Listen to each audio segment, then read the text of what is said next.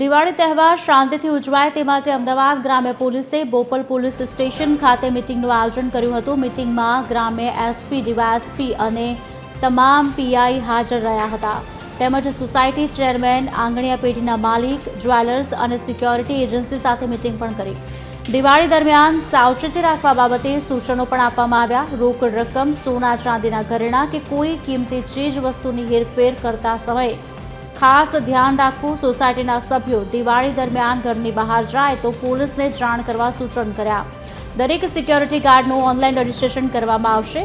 Online રજીસ્ટ્રેશનથી security ગાર્ડનો ગુનાહિત ઇતિહાસ police જાણી શકશે। સિક્યોરિટી એજન્સીઓના કર્મચારીઓના લોગિન પોલીસ મેળવી ઓનલાઈન વેરિફિકેશન કરવામાં આવશે।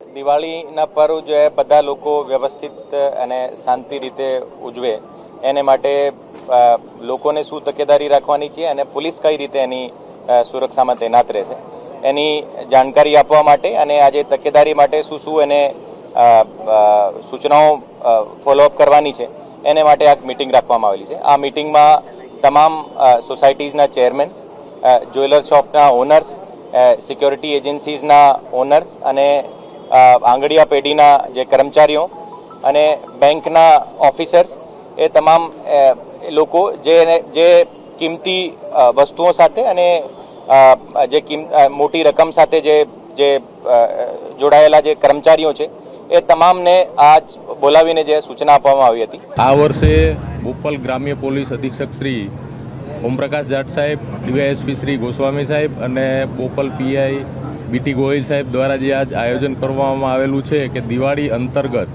આપણે આપણા વિસ્તારની અંદર કઈ કઈ તકેદારીઓ રાખવી અને એ તકેદારીઓ મુજબ આપણે સૌની સલામતી અને સેફટી કઈ રીતના એન્શ્યોર કરવી એના માટે આજે એસપી સાહેબ, જાટ સાહેબે બહુ મહત્ત્વના મુદ્દાઓ પર વાત કરેલી।